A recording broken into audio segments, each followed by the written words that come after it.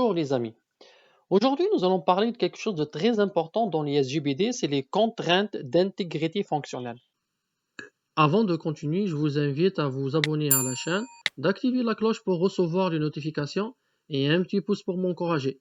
Aussi, vous pouvez me suivre sur ma page Facebook Prog Expert. Allez, maintenant on continue avec la vidéo d'aujourd'hui.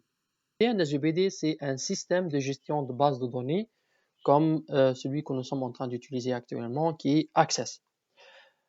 Deuxièmement, c'est quoi une contrainte d'intégrité? Eh bien, c'est les relations entre les tables. Et dans ces relations-là, on va avoir plusieurs types. C'est les types, par exemple, ce qu'on appelle relation père-fils, ce qui veut dire de 1 ou 0 à n, ce qui veut dire plusieurs.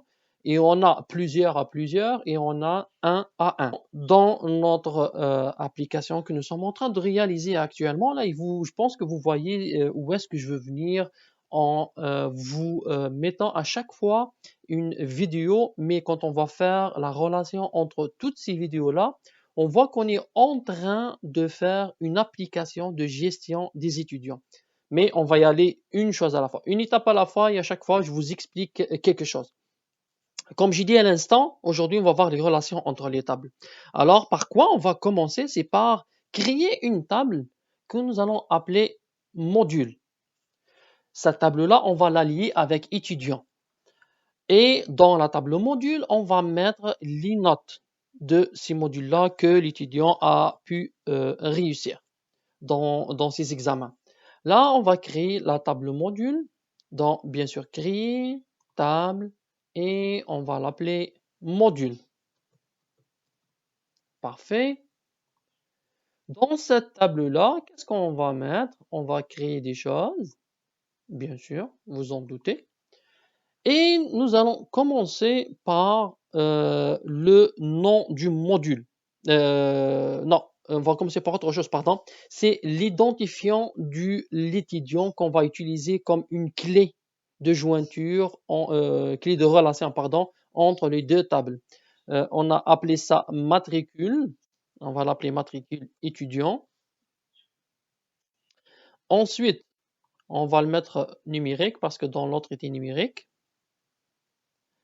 Après ça, on va mettre nom du module. On va laisser texte. Par après, texte, c'est beaucoup là, 255. On va le mettre du coup à 30. Par après, note 1 qui va être aussi numérique. Note 2 qui va être toujours de type numérique. Et après ça, note 3, que elle-même, elle sera de type numérique, comme vous voyez. Là, maintenant, on va sauvegarder ça, enregistrer, on va visualiser qu'est-ce que nous avons actuellement. Ok, parfait. Mais on va ajouter un autre champ qu'on va appeler moyenne.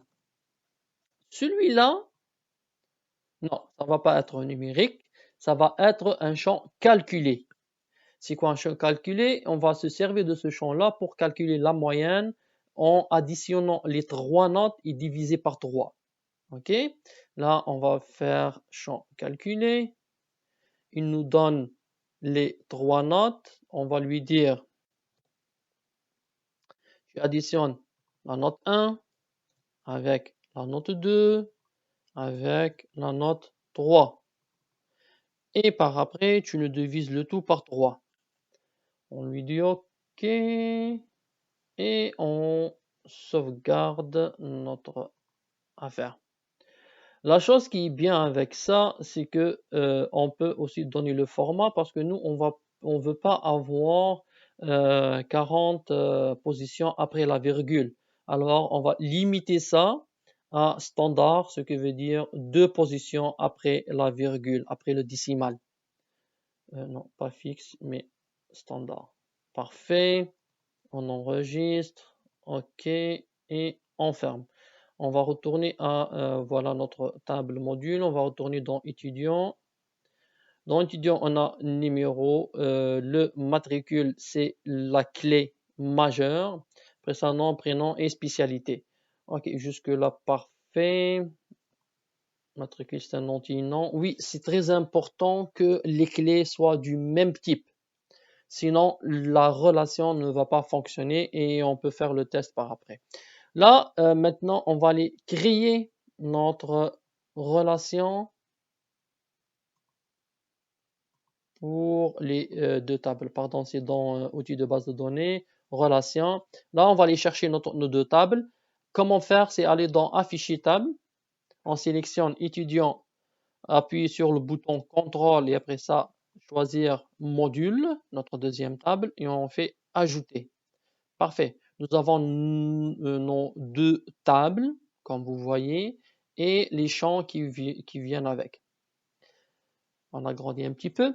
Là, c'est comment on fait pour créer cette relation-là. C'est vraiment facile, mais on va d'abord aborder un petit sujet avant de le créer. Là, comme j'ai dit au début, on a trois sortes de relations entre les tables. La première, c'est de 1 à plusieurs. Je vais vous donner un exemple.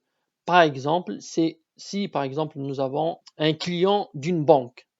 Ce client-là, il peut avoir un ou plusieurs comptes parce que ça va dépendre comment dirais-je, des genres des comptes. Par exemple, un compte épargne, un compte d'investissement, un compte CELI, un compte REER, ça va dépendre. Maintenant, de 1 à R, ce qui veut dire la relation, ce qu'on appelle la relation père-fils. Ce que veut dire, si par exemple le père qui est table étudiant, il peut avoir plusieurs modules. C'est ça qui est la relation 1 à plusieurs, ce qu'on appelle la cardinalité. Le terme exact, c'est cardinalité.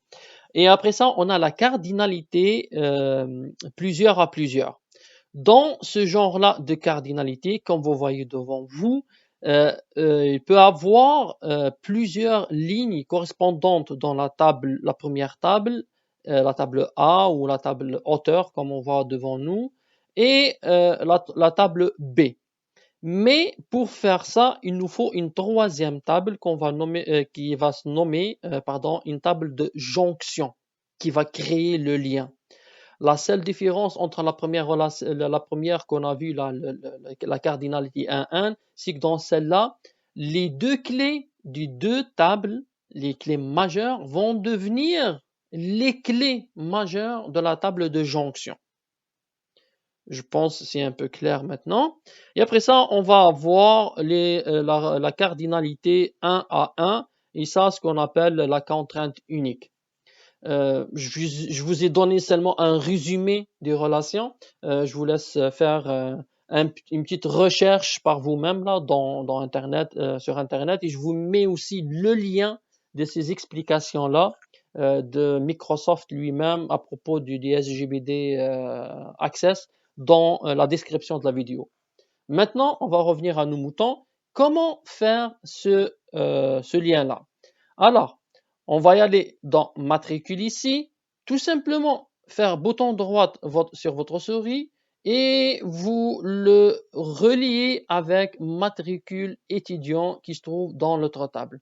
Si je lâche, il va nous ouvrir une fenêtre. Et voilà notre fenêtre. Il fait le lien entre cette clé-là, qui est clé majeure de la première table étudiant, vers la deuxième table module, que pour lui, c'est une clé secondaire. D'accord? Là, on va lui dire d'appliquer l'intégrité référentielle. Qu'est-ce que ça veut dire appliquer l'intégrité référentielle? C'est le lien lui-même. Si je fais créer, vous allez voir, et voilà, c'est ça l'intégrité référentielle, la cardinalité, comme j'ai dit, 1 à plusieurs. Mais je vais revenir sur ma relation, le pourquoi de la chose, je vais effacer en cascade les enregistrements correspondants. Qu'est-ce que ça veut dire? Si par exemple, j'ai un étudiant que je vais supprimer de ma liste pour une X raison, parce que je vais l'archiver, il ne fait plus partie de mes étudiants à cause qu'il a réussi ses études et qu'il a quitté le cégep ou l'université ou l'école ou peu importe, ou bien qu'il a changé d'école, ou bien pour une X raison. Alors, quand je supprime cet étudiant-là, automatiquement, tout ce qui est en lien dans la table module va se supprimer. C'est ça l'efficacité. C'est pour ne pas laisser ce qu'on appelle des tables orphelins qui n'ont pas de relation avec les autres. On va faire OK et on va enregistrer notre affaire. Parfait.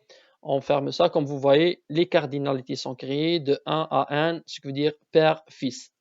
Je ferme.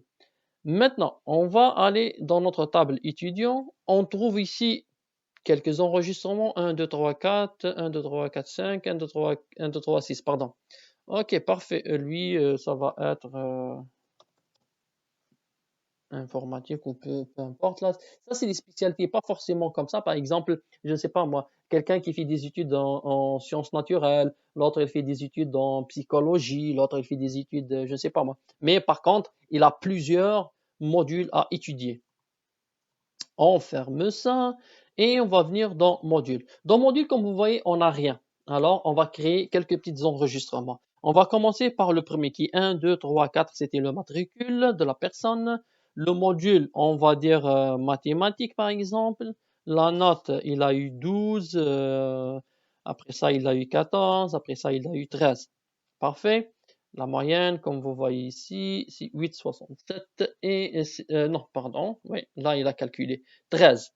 Parfait. Après ça, le même étudiant, module suivant, sciences par exemple, pardon, il a eu, disons, 14, 13 et 16, et là il calcule la moyenne. Comme on l'a fait parce que c'est un champ calculé. Là, on va aller voir le deuxième étudiant qui est de 1, 2, 3, 5. Exemple, art, il a eu 16, 14 et 18. La note, la moyenne plutôt, elle s'est calculée. Après ça, 1, 2, 3, 5, informatique. Je sais que ça n'a pas rapport, mais seulement pour donner des exemples. 1, 16, 14, 13.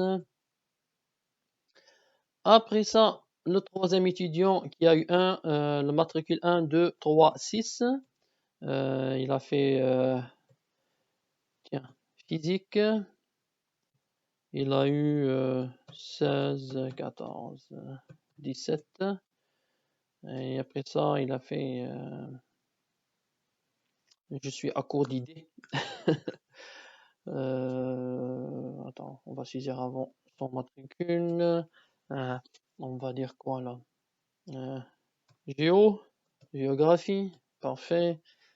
18, 14, et après ça, il s'est repris 16. Parfait. C'est de ça qu'on avait besoin. On enregistre et on ferme. Maintenant, vous allez me dire à quoi ça va nous servir. Si on va dans notre formulaire étudiant, dans mode création, on voit les informations que contient la table. Et là, on va faire un petit truc là, c'est qu'on va ramener directement, sans créer de formulaire là, mais on peut créer bien sûr un formulaire, mais je veux dire par l'assistant de création de formulaire. Mais nous, on va seulement aller chercher, pour gagner un peu de temps, chercher ça directement. Afficher pour chaque enregistrement étudiant. Oui, ok. Et module ce formulaire, on va l'appeler module seulement.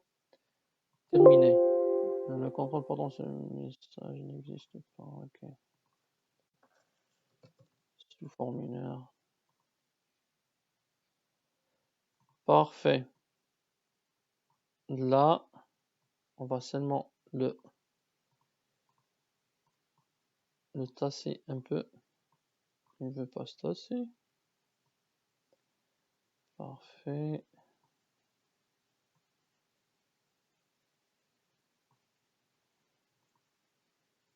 Et en même temps, on va l'agrandir. Vous allez comprendre le pourquoi de la chose. On n'a pas besoin de tout ça pour le moment. C'est seulement pour l'affichage, tout ça, là. Ok, ça, on va l'appeler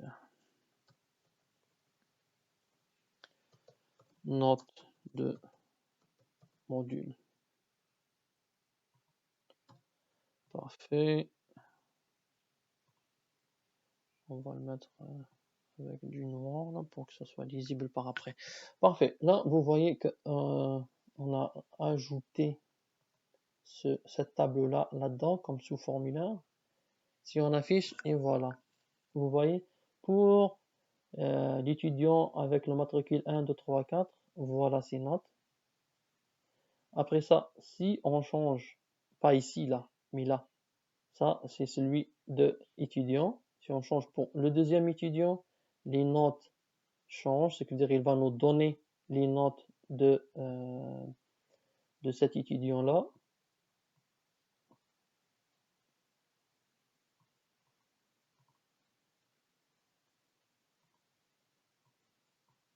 C'est seulement pour que ça soit plus lisible pour vous.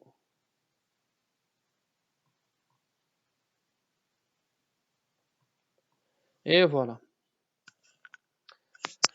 Maintenant, l'utilité de ce qu'on a fait tantôt pour la relation qui nous servait entre les deux tables père-fils.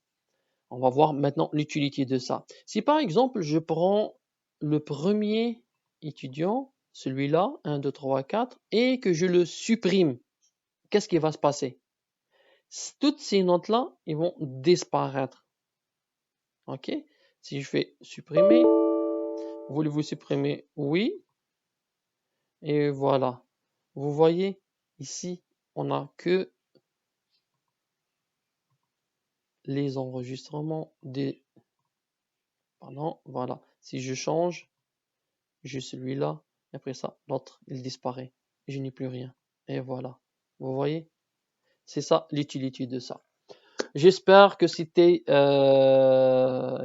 une vidéo intéressante pour vous, que vous avez appris des choses pour celle-là.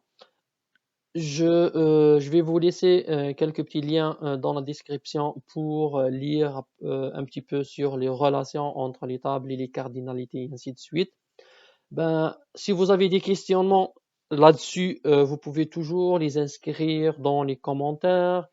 Si vous voulez que je vous parle d'un sujet bien précis, pareil, vous pouvez l'inscrire là-dedans aussi.